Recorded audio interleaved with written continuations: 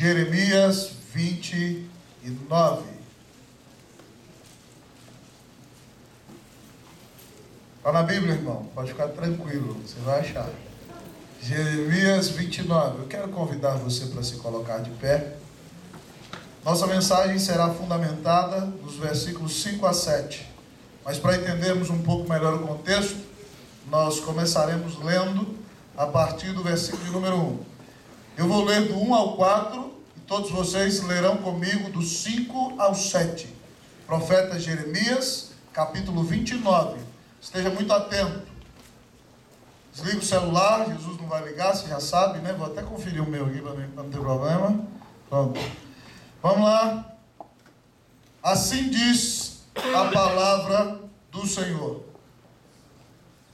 São estas as palavras da carta que Jeremias, o profeta, enviou de Jerusalém ao resto dos anciãos do cativeiro, como também aos sacerdotes, aos profetas e a todo o povo que Nabucodonosor havia deportado de Jerusalém para a Babilônia. Depois que saíram de Jerusalém, o rei Jeconias, a rainha mãe, os oficiais, os príncipes de Judá e Jerusalém, os carpinteiros e ferreiros. A carta foi mandada por intermédio de Elassa, filho de Safã, e de Gemarias, filho de Uquias, os quais Edequias, rei de Judá, tinha enviado à Babilônia, Nabucodonosor, rei da Babilônia, e dizia: assim diz o Senhor dos exércitos, o Deus de Israel, a todos os exilados que eu deportei de Jerusalém para a Babilônia, todos: edificai casas e habitai nelas, plantai pomares e comei o seu fruto, tomai esposas e gerais filhos e filhas, tomai esposas para vossos filhos e dai vossas filhas a maridos, para que tenham filhos e filhas, multiplicai-vos aí e não vos diminuais. Procurai a paz da cidade para onde vos desterrei, e orai por ela ao Senhor, porque na sua paz vós tereis paz. Feche seus olhos, nós vamos falar uma vez mais com o Senhor. Clame ao Senhor para falar com você nessa noite em nome de Jesus. Pai, nós batemos no peito e te pedimos, ser propício a nós pecadores. Deus, não deixa nenhum de nós atrapalhar a comunicação da mensagem, a começar por esse que está aqui na frente, com a eterna e imensa responsabilidade de ser teu instrumento para proclamar com fidelidade a tua palavra. Perdoa os nossos pecados, Deus. Nós sabemos que nós não merecemos o resplendor do teu rosto. Nós não merecemos, ó Deus, a tua comunhão. Nós não merecemos, grande Deus, que tu, por graça, abras os teus arcanos para conosco e nos mostres, ó Deus, o desígnio do teu coração. Mas, Pai, por favor, não se esqueça que o Senhor nos escolheu em Cristo, que o Senhor nos comprou em Cristo, que o Senhor nos selou com o Espírito e está nos preparando para o dia de Cristo, dia que anelamos com tanto desejo no coração, quando veremos face a face. Mas até lá, Senhor, tu nos puseste neste mundo, nos puseste na cidade, nos chamaste a ser bênção aqui.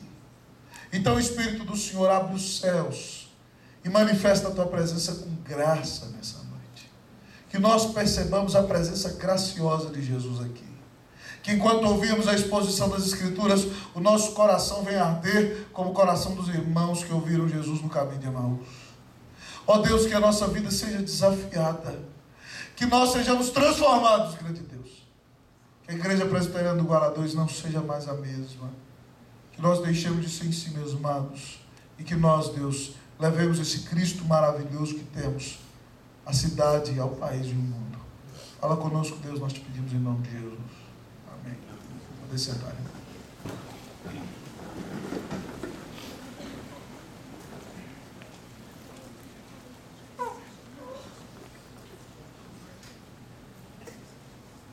Se Deus tirasse essa igreja daqui,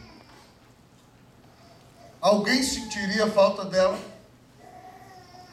Se Deus tirasse a nossa igreja desse lugar, dessa cidade, amados irmãos, se a igreja de Cristo Jesus não estivesse aqui, alguém dos vizinhos, do Guará, de Brasília, alguém sentiria, amados irmãos, a nossa falta?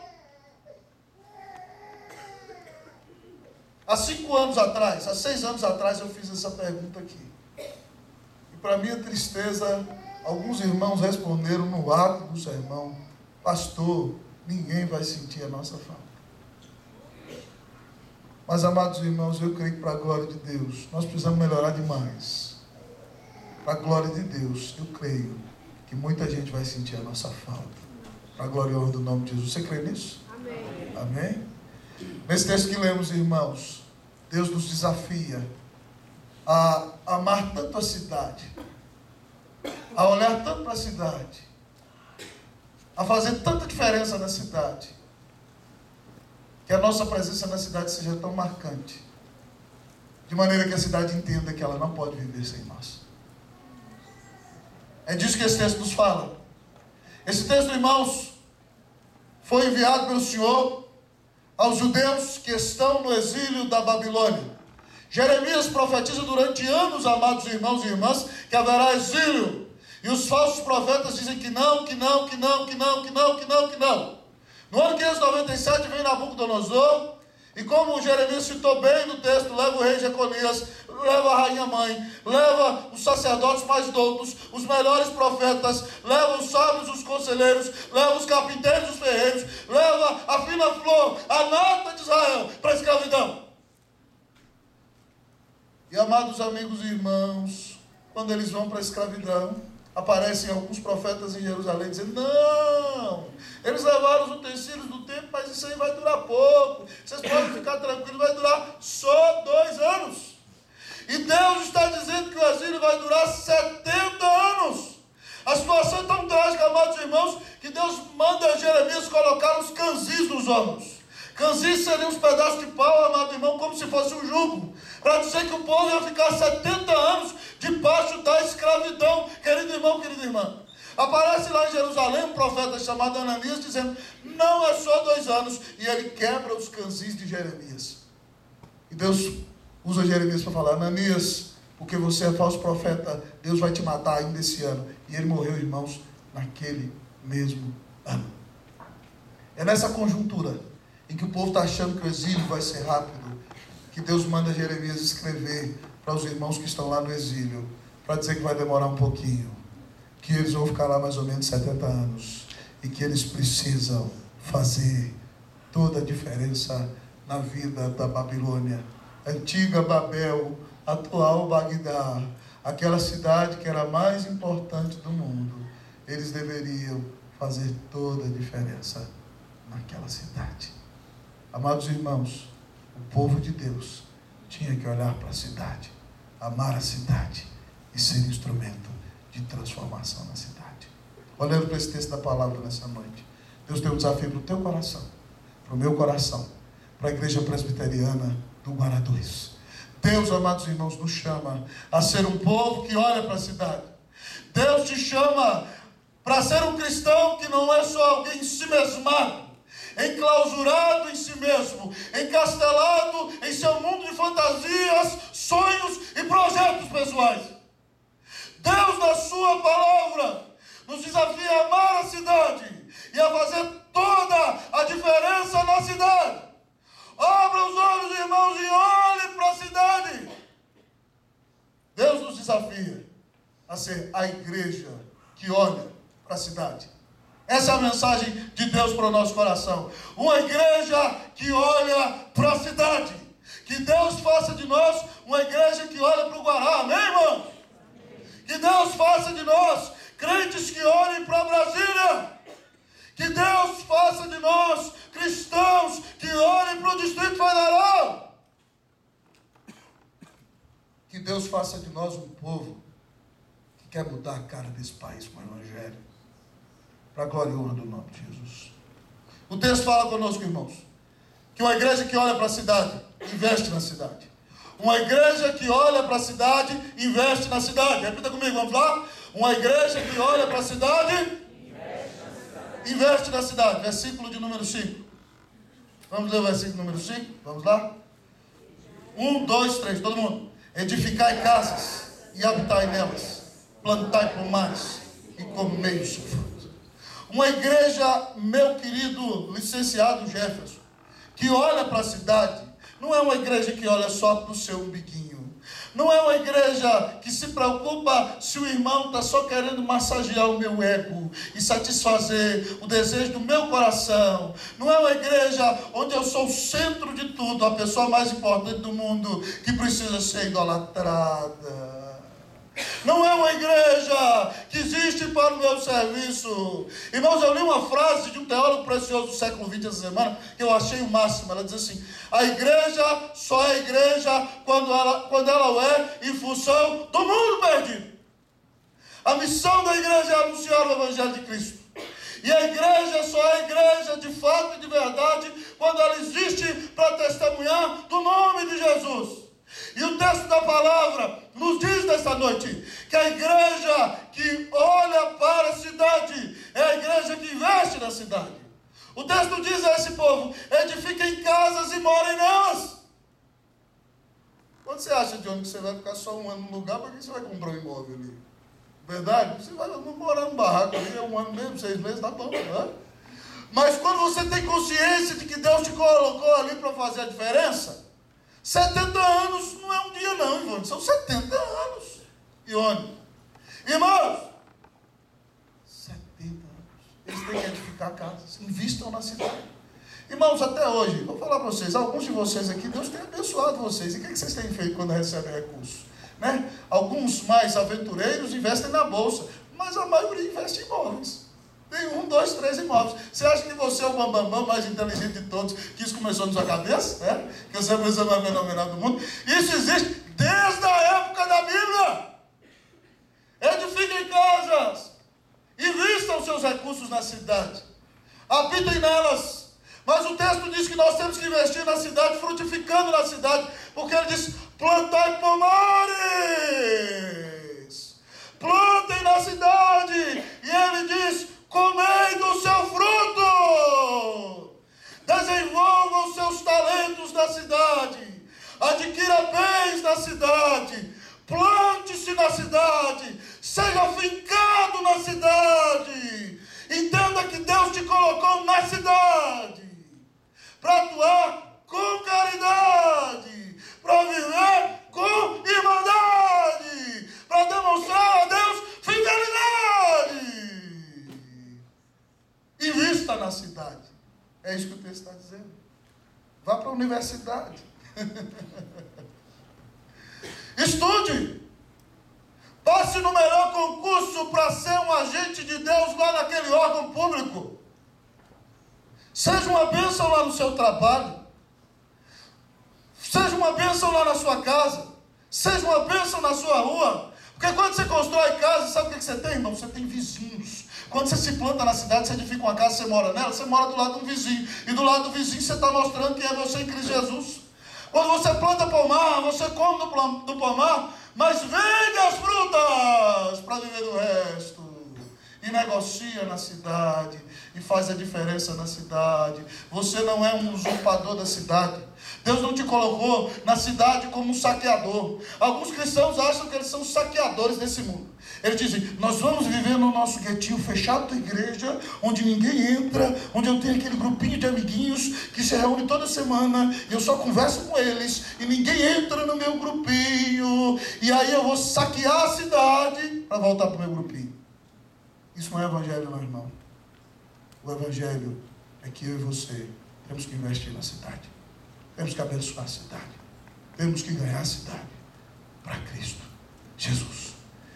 Irmãos, quando Deus chama Abraão, lá em Gênesis capítulo 12, Deus dá um mandato precioso para Abraão. Deus diz para ele assim: se tu, o que Deus diz? Se tu uma, vamos repetir comigo, vamos lá? Se tu uma bênção.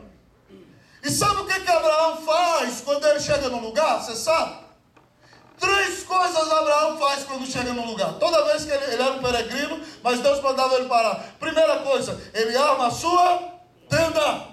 Segunda coisa, ele edifica um altar. Terceira coisa que ele faz, ele cava um poço.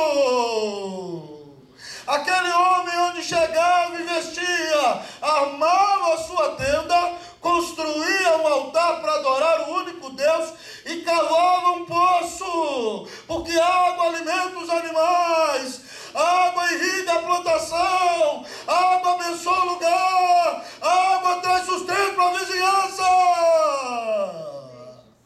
Onde Abraão chegava, armava a tenda, edificava o altar, abria o poço. E o menino dele aprendeu com ele, Isaac.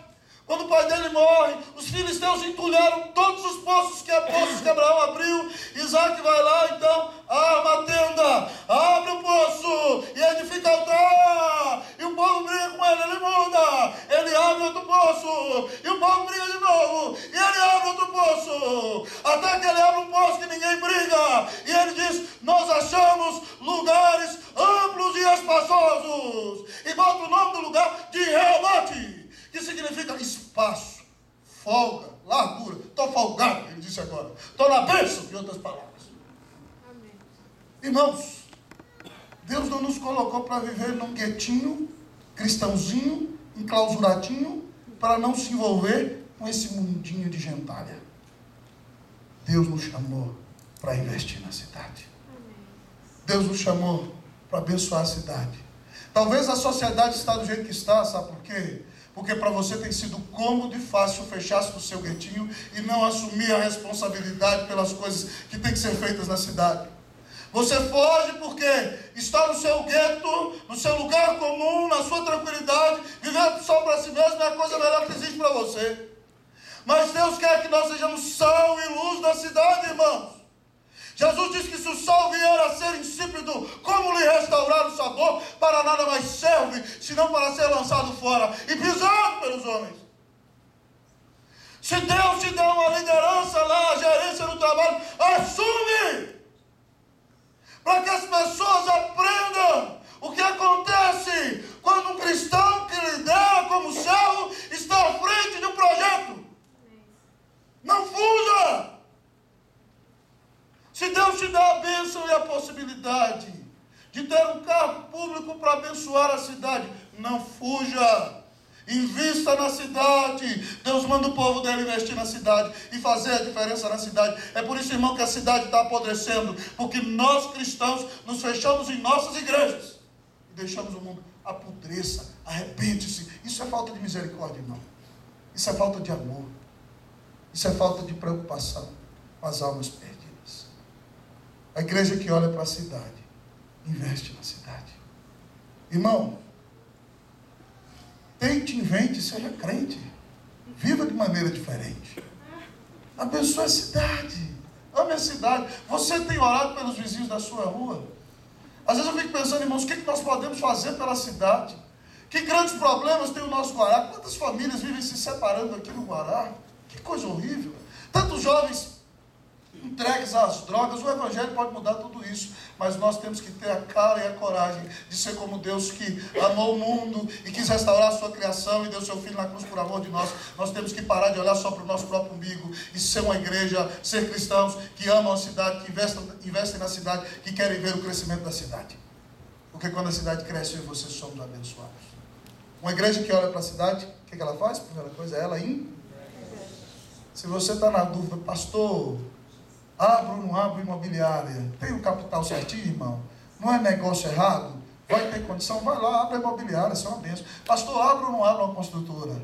Ô, meu irmão, ora a Deus, calcula direitinho, se dá para pagar as contas, os funcionários. Vai lá e abre a construtora, irmão, faz a diferença na cidade. Né? Pastor, eu não sei se eu abro uma boutique. Vai lá e abre uma boutique bonita para não vender roupa de prostituta por aí, para vender roupa de mulher de Deus. Entendeu? Vai lá, faça a diferença.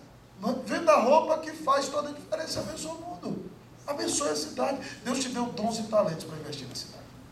Dá para falar 20 dias aqui só sobre isso. Irmãos, vamos ser a igreja que olha para a cidade, amém? Amém? Irmãos, eu não creio que Deus deu esse templo para nós. E tem feito o que fez na Igreja Presbiteriana do Guará 2, para que nós achemos que somos o centro do mundo e vivamos única e exclusivamente em função de nós mesmos. Já era. Agora é hora de partir para o abraço. Abençoar a cidade, investir na cidade e fazer toda a diferença em nome de Jesus. Amém, meus irmãos? Amém? Amém? A igreja que olha para a cidade, além de investir na cidade, é uma igreja que cresce na cidade. A igreja que olha para a cidade é uma igreja que cresce na cidade. Vai repetir comigo? A igreja que olha para a cidade é uma igreja que cresce na cidade. Com convicção fala, cresce na cidade.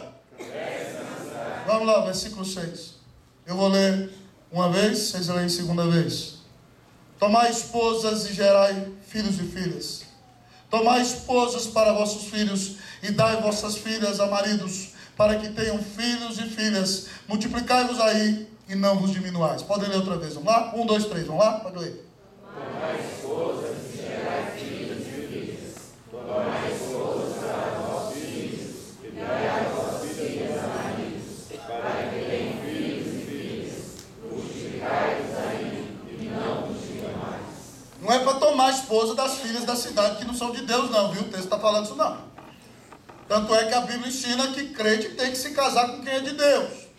Mas a grande questão aqui é o seguinte: o povo podia pensar, se o exílio vai acabar daqui 2 anos, então, para que casar aqui? Volta para Jerusalém e caso lá. E o texto diz que o povo de Deus tem que procurar crescer na cidade. E aqui tem um mandato precioso, irmãos, porque diz que os jovens de Deus tinham que tomar esposas. Certo? Aqui o casamento, ó. Homem casa com mulher, todo o resto é baboseira, é besteira, conversa fiada, pecado, revolta contra Deus. Aqui diz tomar esposas. E quando eles tomassem esposas, o que eles tinham que fazer? Gerar meio filho. Não, vamos ter meio filho, para dar trabalho, né? Meio filho que só chora 5 minutos por dia, que faz cocô cheiroso, já pensou? Cocôzinho cheiroso, maravilha, né? Que só chora meio-dia, de noite não chora gente nenhum. Meio filho, é isso que ele vai gerar? Não, só um filho, né? Só um filho, é isso que diz. Vamos gerar só um filho, é o certo? Não, pastor, só um filho e uma filha. É isso que diz, um filho e uma filha? O que diz o texto, irmãos? Vamos ver o que diz a palavra. Gerar o quê? Filhos e filhas. Filhos e filhas. Abaixo o egoísmo. Abaixo o comodismo. Abaixo o egocentrismo. Tomar esposa, case. Case, meu filho. Case, minha filha. Tenha filhos e filhas. E quando seus meninos crescerem, sabe o que você tem que fazer? Guardar só para vocês? Olha o que diz o texto. Tomai esposas para vossos filhos. Tudo que o mundo diz é conversa fiada, irmão, é mentira do diabo. A Bíblia diz que tem que tomar esposa para o seu filho. Certo? Tomar esposa para vossos filhos. Tem 2 filhos, uma para cada um. Aí você fala, tudo bem, o filho está beleza, mas a filhinha também não dá fora não, queridão. Olha o que diz aqui, ó. E dai vossas filhas a marido. É a sua queridinha, sua filhinha. Mas você foi lá na porta da casa dos outros, né? Vai ficar rodeando na frente dos outros. E agora você é sua filha, não pode casar. Se arrependa do seu pecado em nome de Jesus, egoísta. Toma vergonha na cara, rapaz. Aí diz o texto, olha, dai vossas filhas. Eu estou pregando para mim também, viu, irmão? Eu tenho uma filha. Dai vossas filhas ao marido. Para quê? Para que nós vamos orar? Vamos ensinar nosso filho a escolher uma menina crente, abençoada, que ama Jesus, de família abençoada. Por que nós vamos orar com a nossa filha? Para que ela seja uma bênção. Ai, irmão, qual é o objetivo disso? Deixa eu contar uma historinha para vocês. A gente viu o filme Corajosa há um tempo atrás. E aí, no filme, um pai demonstra amor pela sua filha adolescente e ela resolve pedir ao pai para que o ajude na escolha do seu esposo. E nós vimos esse filho, e aí a Isabela virou lá em casa e falou para mim, papai, quando eu crescer, eu quero que você me ajude Aí escolhi o meu marido, eu falei, pega uma câmera e vamos filmar. Vamos passar um papel aqui, vamos fazer assim, Ai, mano, a Bíblia diz que nós temos que abençoar nossos filhos, ensiná-los a tomar a esposa e as filhas a tomar a esposa. Para quê, irmãos? Para que tenham filhos e filhas. Ó, mandamento: multiplicai-vos aí, não vos diminuais. Oh, meus irmãos, a igreja de Cristo Jesus está em pecado nos dias de hoje e vivendo em grande negligência. Deus, quando cria o homem e a mulher em Gênesis capítulo 1, Ele diz assim: sede fecundos e multiplicai-vos, enchei a terra, povoai-a, dominai sobre ela, sobre os peixes do mar, sobre as aves dos céus e sobre todo animal que anda e rasteja sobre a terra. A Bíblia manda ter filhos e filhas. Mas nós somos idólatras, amados. Nós colocamos o Deus comodismo no trono. E semana passada eu falava daquele Deus que está no seu quarto, mas de repente você está ali naquela parede, você dizendo, you are okay, you are the best, você é o melhor do mundo, você é o mais importante. E aí você diz, você governa a sua vida, e você começa a adorar o Deus comodismo. Você, não, para que menino chorando de noite? Ou então você começa a adorar o Deus dinheiro. Não, pastor, ter filho é caro. Antigamente nossos pais eram mais pobres do que nós e tinham 10. E ninguém morria de fome. Passava aperto, mas estava de pé. Ô, meu filho jovem, minha filha, presta atenção aqui. Que amor, dinheiro é esse? A Bíblia diz, case-se.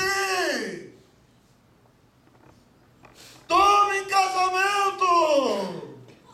Oh, meu jovem, para de enrolar essa moça em nome de Jesus. Para com isso, a Bíblia manda casar. Crente não tem que ficar no esfrega a vida inteira, não. Isso não é de Deus, não, meu irmão. Para com isso, esse namoro é satânico, não vai abençoar a sua vida, não. A Bíblia diz que melhor do que ficar abrasado é casar. Não fique abrasado, não. E para não ficar abrasado, tem que tomar cuidado até na hora de ficar abraçado. Não é verdade? Irmão, case, obedeça a Bíblia, confie em Deus. Você não acredita que Deus vai cuidar de você, não? Isso é idolatria, irmão. Idolatria de dinheiro, idolatria de comodismo. Irmão, pensa comigo, irmão. Se todos nós da população cristã resolvêssemos assim, vou ter só um filho, sem contar o crescimento do evangelismo, só um filho, o que aconteceria com a igreja de Cristo? Daqui 70 anos, 80 anos, quando nós morrermos, ela vai estar pela metade. Porque nós resolvemos ter um filho só. Porque nós achamos que tem que ser assim. Nós somos o rei do mundo e nós somos o centro de tudo. E a gente não pode ter trabalho. A gente não pode passar dificuldade. Então vamos ter um filho só. Acabou. É bom demais para mim. Mas não estou enchendo a terra, não estou povoando, não estou preparando mais cristãos, não estou fazendo diferença nenhuma nesse mundo. Irmão, preste atenção comigo. Os muçulmanos têm invadido a Europa, porque eles têm a estratégia correta. Eles amam o seu erro. Eles amam a sua religião louca.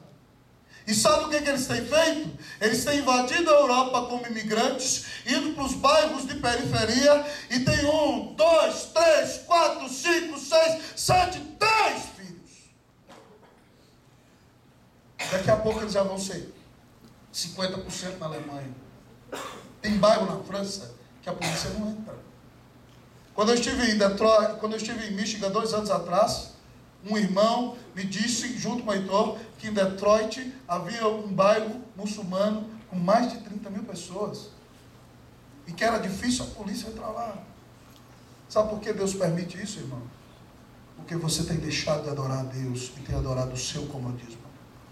Porque você tem deixado de adorar a Deus e tem adorado o seu status quo. Porque você tem deixado de viver para a glória de Deus e só pensa em si mesmo, pensando que o céu é aqui.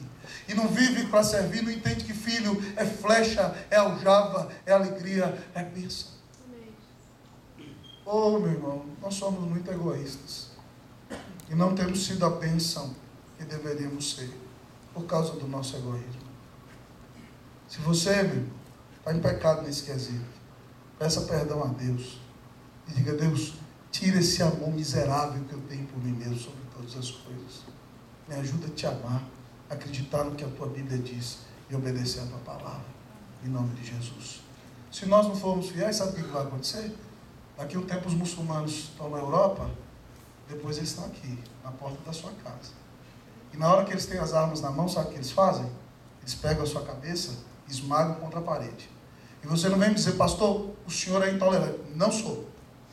Toda civilização, quando eles entram, estude história, irmão, certo? Eles entram caladinhos, usam do direito da liberdade, tomam, vão crescendo, vão crescendo, vão crescendo. Quando eles dominam, quem não entra na linha, morre. Isso é história, irmão. Certo? É assim que funciona. Então, queridão, responsabilidade é minha e sua. Você acha que o que você faz não afeta o mundo inteiro, não? Não tem diferença nas próximas gerações? No que os seus filhos, no que os seus netos vão viver? Nós temos que pensar sinceramente sobre isso. Cresça! Multiplique-se na cidade. Pastor, não posso ter mais filho. Vamos adotar. Lá em casa eu não tenho dado paz para uma dona que é minha esposa, né? Todo dia no ouvido, né? Lá em casa a gente teve dificuldade para ter os meninos. Perdemos o primeiro. E tem dia que Deus não dá. Mas eu falei: mas se não tiver, vamos tentar. Se não tentar, vamos adotar. Vamos pegar os meninos índios lá, Amazonas, que às vezes eles são assassinados porque nascem gêmeos. Vai lá adotar um menino, traz para dentro de casa, faz diferença. Se não dá para crescer de um jeito, cresce de outro. Vamos ser uma bênção. Vamos mudar esse mundo. Cresça na cidade, crente. Cresça e apareça, em nome de Jesus. Amém. Duro sermão, hein? Todo mundo assim, ó, gelado. Na hora de rir, todo mundo dá risada, né? É engraçado, né? E aí? Está olhando só para o seu bolsinho? Só para a sua conta bancária? Só para a sua paz nesse mundo? Olhe para a cidade em nome de Jesus, irmão. Qualquer visão menor do que o mundo não é a visão de Deus. Jesus, quando ressuscita, diz aos discípulos que eles receberiam o Espírito Santo para ser testemunha em Jerusalém, cidade, em toda a Judeia, várias cidades, em Samaria, cidades de uma região maior, até os confins da terra, todas as cidades do mundo. A igreja tem que fazer diferença nas cidades. E a igreja que olha para a cidade, irmão, além de ser a igreja que investe na cidade, e além de ser a igreja que cresce na cidade, a igreja que olha para a cidade é uma igreja que abençoa a cidade. A igreja que olha para a cidade é uma igreja que abençoa a cidade. Pergunta para o seu irmão, fala: você tem abençoado a cidade? Fala comigo. Você é uma bênção na cidade? Você é uma bênção no seu trabalho? Fala para ele, irmão. Fala para ele: o crente que olha para a cidade. Fala para ele: o crente que olha para a cidade abençoa a cidade. Primeiras mulheres vão ler o versículo 7 para nós. 1, 2, 3. Podem ler, irmãos.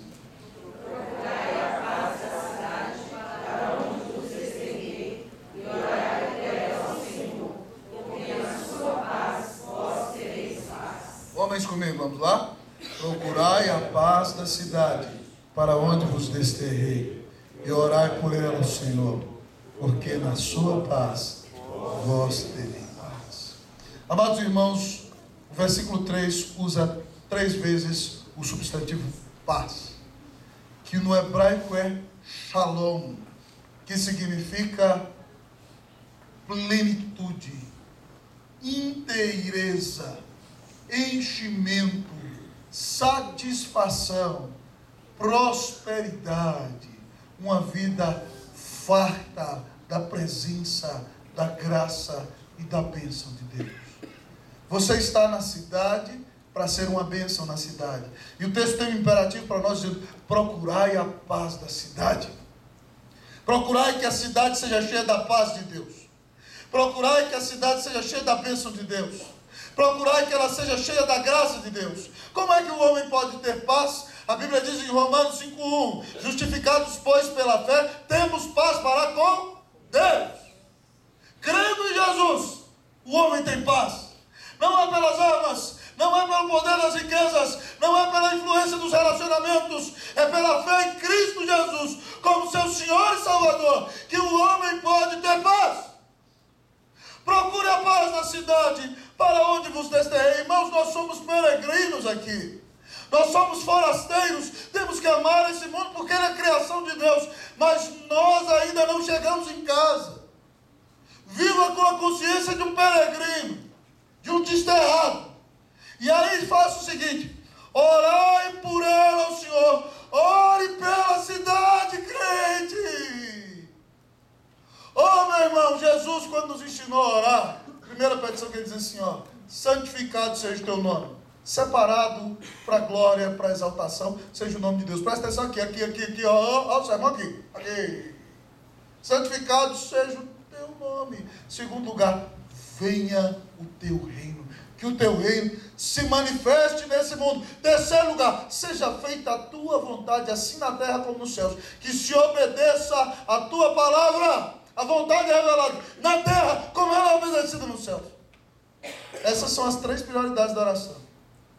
Aí vai você orar: Deus, dá um carro, Deus, dá um concurso tal, me dá um concurso bom daqui 6 meses, um melhor daqui 1 ano, um pouco melhor daqui 1 ano e 6 meses, e aquele que é o top da minha vida daqui 2 anos, Deus. Eu vou ficar pulando de um para o outro, Senhor. Faz isso na minha vida em nome de Jesus. Deus, me dá uma casa. Não é errado orar por isso, não, irmão. Não tem problema de orar por isso, não. Mas, meu irmão, quando você ama a Deus, as prioridades de Deus são as prioridades da sua oração. E a prioridade de Deus é que o nome dele seja glorificado no mundo inteiro.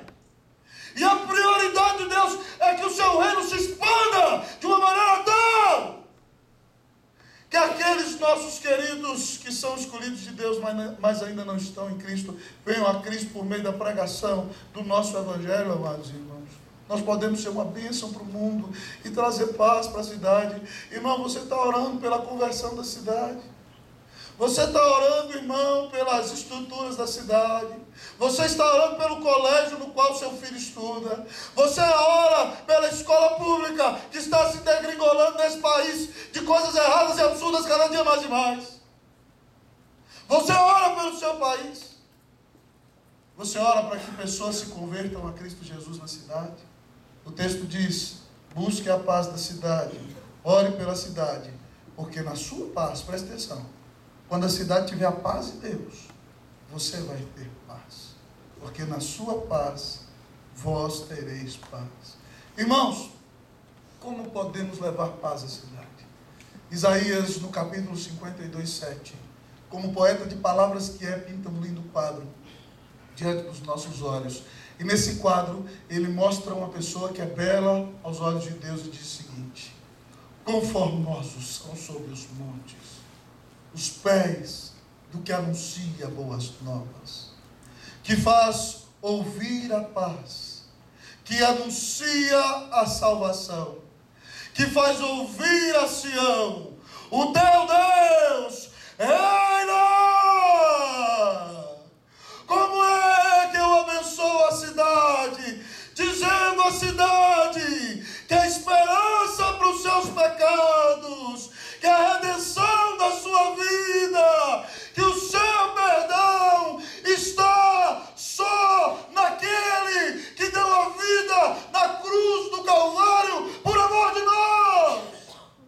É gritando para a cidade que ela precisa se arrepender, senão será destruída. Ela precisa se arrepender dos seus pecados, e cada cidadão tem que se arrepender da vida de pecado longe de Deus e confiar que só Jesus Cristo é o Senhor, que nunca ninguém nos amou como Salvador, que Ele deu a vida na cruz do Calvário para nos resgatar, que o peso do nosso pecado, a ira que devia cair sobre nós, caiu sobre Ele, que Ele já sofreu o nosso inferno na cruz e ressuscitou, está vivo e nos dará alegria na eternidade em sua presença. Irmão, só Cristo é o Salvador. Querido amigo, se você visita aqui nessa noite, nós queremos abençoar você como um cidadão, como um morador da cidade. E sabe como nós te abençoamos? Dizendo a você nessa noite: arrependa-se da sua vida de pecado, arrependa-se da maneira que tem vivido, clame o perdão de Deus e creia que Jesus Cristo é o único Salvador, é o único Senhor, é o único mediador entre Deus e os homens. Só Ele é o caminho, a verdade e a vida. Ele deu a vida na cruz por você. Creia nele, peça o seu perdão, diga: Senhor, te entrego o meu coração, creio que tu ressuscitaste dentre os mortos e és o meu Salvador. E a Bíblia diz que se você fizer isso, queridão, querida que me visita, se você invocar o nome do Senhor, hoje, aqui, nesse lugar, você vai ser salvo. Amém. É isso que a Bíblia diz. Você, membro da IPG2, tem que abençoar a cidade. Nossa semana nós estivemos ali na manifestação, uma benção. E o Jefferson e a Ellen estavam com uma camiseta do Ministério de Evangelismo da nossa igreja, e dizia assim: um doador de sangue deu a sua vida por mim. Minha esposa tem Facebook, eu não tenho. Comigo lá, abriu o Facebook, olha isso aqui que bonito. Uma pessoa escreveu um comentário: que frase maravilhosa, que camiseta preciosa. Como dizer dessa camiseta? Pode abençoar muitas vidas. Você pode abençoar colocando uma Bíblia lá na sua mesa do seu trabalho. Você pode abençoar dando um livro de presente para o seu amigo. Você pode abençoar chamando o amigo para almoçar e começando a mostrar para ele a sua vida. Você pode abençoar abrindo a sua casa para ser bênção para outros. Outro dia eu conversava com um irmão querido aqui da igreja, não vou falar o nome não, daqui a um tempo eu vou falar, mas ele falava para mim: pastor, estou abrindo a minha casa para o meu condomínio. Lá no meu prédio tenho filhos, meus filhos têm a idade da maioria dos filhos do prédio. E a gente desce e fica os filhos brincando lá no parquinho, a gente conversa. E agora tem um dia na semana que eu convido os vizinhos para jantar lá em casa. Só para fazer amizade. Eu quase solto foguete. Vocês sabem que eu sou doido, eu quase vi cambalhota assim, conversando. E eu vou conversar: o que o senhor acha de eu começar um grupo familiar com esse povo lá em casa? Falei: está autorizado, está na benção. Pode reunir, convido, depois chama um outro irmão crente. E logo, talvez a gente tenha um grupo familiar, irmão, cheio de pessoas que não são de igreja. Pastor, eu não sei pregar, eu não sei ensinar, sabe cozinhar? Valeu! Chama um vizinho para almoçar na sua casa.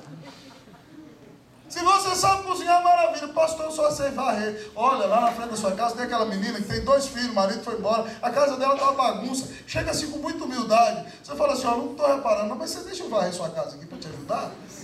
Só um diazinho assim, vai lá, varre a casa dela. Faz a diferença, meu irmão. Sabe varrer, varre a casa dela. Pastor, eu sei jogar PlayStation. Então é o seguinte: chama o marmanjo lá da casa da frente, que só sabe jogar PlayStation também, e chama ele para jogar PlayStation lá na sua casa. E aí, a hora que ele xingar o palavrão, você fala: opa, em casa não fala palavrão não, queridão. E aí você começa a santificar a vida dele. Meus irmãos, a igreja só é igreja quando ela não existe em função de si mesma. Irmãos, muitas vezes nós estamos queimando a nossa energia, perdendo os nossos cabelos. Foi de propósito. Com gente que não quer saber nada, que não quer crescer no Evangelho, que acha que é Deus e o centro do mundo. Está na hora de entender a mente de Deus. Está na hora de buscar os projetos de Deus. Está na hora de priorizar a vontade de Deus. Presta atenção, tem gente que acha que ele só tem dom se ele ocupar uma coisa na igreja. Não, se eu sou catador de tampinha na porta da igreja, sou importante. Não, eu sou varredor lá embaixo, meu cargo é varredor lá embaixo, é uma bênção, viu, importante. Eu sou apagador do quadro. Eu sou professor. Isso é muito bom, é importante. A igreja precisa de gente para treinar aqui. Eu sou líder do evangelismo. Presta atenção, meu irmão. Escancara seus ouvidos. O seu dom não foi feito para ser exercido dentro dessas 4 paredes, não. Pare de achar que você não é importante, porque você não canta aqui no louvor, né? Você vê aqui essa bênção aqui cantando aqui, a voz preciosa da Milena, com Felipe, vozinha afinada, os irmãos tocam muito bem, os outros irmãos que cantam, você fala assim, eu não canto assim, Deus não me ama, toma vergonha na sua cara, em nome de Jesus. Deus te ama sim. Quem diz que todo mundo vai ficar só cantando na frente aqui na igreja? Imagina, irmão, se todo mundo viesse aqui, a gente ficar só cantando na igreja e os bancos estão vazios. Já pensou nisso? Que coisa mais sem lógica.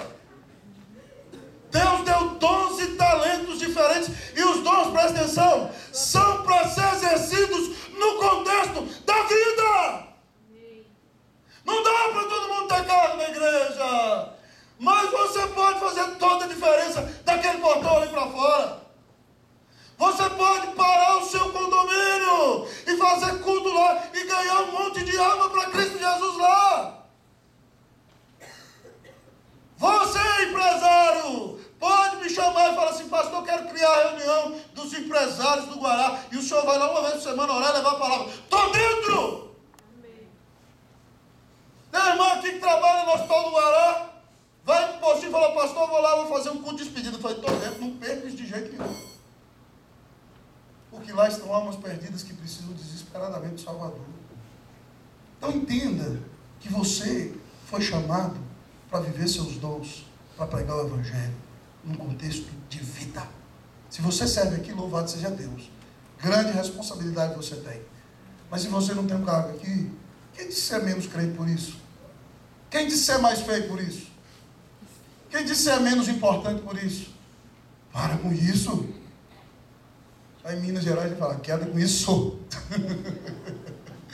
Para com isso em nome de Jesus, irmão. Você é precioso para Deus. Você foi comprado pelo preço de sangue. Eu não valho nada mais do que você. Certo? Nós temos o mesmo valor diante de Cristo Jesus. E você é precioso e pode ser tremendamente usado para Deus. Mas você tem que entender que Deus te colocou na cidade para pisar o pé naquela empresa, naquele consultório, naquela escola, naquela universidade, naquela repartição pública, para você abençoar aquele lugar. Procurar a paz daquele lugar, orar pela paz daquele lugar, porque na sua paz, você vai ter paz. Quando você vê a cidade correndo para os pés de Jesus, você vai ser abençoado. Chegando ao final, irmãos, do discurso, eu ainda não desisti do sonho de chegar aqui um dia e ver gente correndo nesse lugar, porque esse lugar não vai ter lugar. Glória a Deus. Eu ainda oro por isso.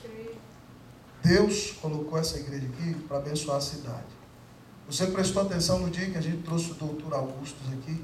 O Valdir chegou para mim na porta. Pastor, tem gente de todo o Distrito Federal aqui. Eu falei, lógico, irmãos, a vocação dessa igreja é abençoar a cidade. Irmãos, vou contar para vocês. Às vezes eu passo ali no setor Parque Sul, já tem um ano. Não tem igreja evangélica lá. E eu rodo ali atrás do Casa Parque, Deus me dá almas aqui, Deus converte o povo aqui. E fico orando naquele lugar. E sabe o que aconteceu? Deus já mandou o André e a Darlene que estão morando lá para nós. Mas sabe o que aconteceu? Deus já mandou o Marlon e a Giovana, que estão aqui. Você acha que isso é por acaso? Nós vamos ter um grupo familiar lá daqui a um tempo. E a IPG2, que vai abençoar a cidade, vai ter um dia de culto lá daqui a um tempo, em nome de Jesus. Se Deus quiser dar no Casa Parque, eu não acho ruim não, em nome de Jesus. Nós vamos ter um culto lá pregando o evangelho para aquele povo, irmão. E muita gente vai converter ali, e nós vamos ter recurso para abençoar o missionário pobre lá longe, para abençoar a congregação pobre no fim da cidade. Mas sabe o que está acontecendo? Nós agora temos um grupo em Águas Claras. Há um tempo atrás, 30 pessoas houve no grupo em Águas Claras. Essa pessoa que está convidando todo mundo para jantar também está em Águas Claras. Vai ser o segundo grupo de Águas Claras. Pastor, tem igreja presbiteriana? É nos cantos lá. Tem uma lá num canto, outra no outro canto lá em cima. Mas o povo da cidade não está indo nelas. Por quê? Eu acho que nós podemos chegar lá. Impactar aquela cidade para a glória e honra do nome de Jesus. Nós não somos melhor que ninguém, não. Nós não vamos soltar o povo, não. Vai ser DPG2, bem bem. Igreja Presbiteriana Água Viva. Mas é DPG2. E aqui no Pacto Sul a gente pensa no nome. Se Deus quiser. Tudo é se Deus quiser. Mas abra o seu coração. Abra a sua mente. Nós podemos mudar a cara dessa cidade. Sabe por quê? Porque nós temos o Evangelho que pode mudar o coração do pecador. Que tipo de crente você vai ser? Depois de ouvir essa mensagem. O mesmo crentezinho ensimesmadinho, que olha só para o seu umbiguinho, que pensa só no seu mundinho e que vive só no seu guetinho? Presta atenção, depois dessa mensagem, você se torna mais responsável diante de Deus. E no dia lá do trono, venha me dizer: Senhor, eu não ouvi que tinha que pensar na cidade. Que eu vou estar lá do lado. Ele fala: o quê? Repete de novo, se você tem coragem. Estou falando de jeito, repete. Repete se você tem coragem. Irmãos, nós somos responsáveis pela mensagem que ouvimos. Está na hora da gente sacudir a poeira, parar de bobeira e dedicar a nossa vida inteira para glorificar o nome do nosso Salvador, para abençoar Brasília, para ganhar almas, para ver centenas de pessoas aos pés de Jesus. Que você seja, a partir de hoje, uma bênção lá no seu conjunto, lá na sua rua. Que você seja uma bênção na sua quadra. Que você seja conhecido na sua quadra como um homem de Deus. Que você seja uma bênção no Guará 2. Que você seja uma bênção no Guará 1 e 2. Que você seja uma bênção em Brasília. Que você abençoe o Distrito Federal. Que você abençoe o Brasil. Que você abençoe o mundo, irmão, através de orações, ofertas para missões, ou até mesmo indo você. Saia de si mesmo. Deus não te criou para viver para si. Que Deus tenha misericórdia de nós. Que Deus faça de você um crente que abençoa a cidade. Amém? Que investe na cidade, que cresce na cidade. Que Deus use essa igreja para fazer toda a diferença na cidade. Nós oramos assim, pedimos assim, vamos chorar por isso, vamos lutar por isso e vamos clamar para que Deus nos faça um povo que ama a cidade, que ganha a cidade para Cristo, que abençoa, que influencia a cidade. Em nome de Jesus, para a glória de Jesus. Amém. Amém. Glória a Deus. Feche seus olhos aí, meu irmão.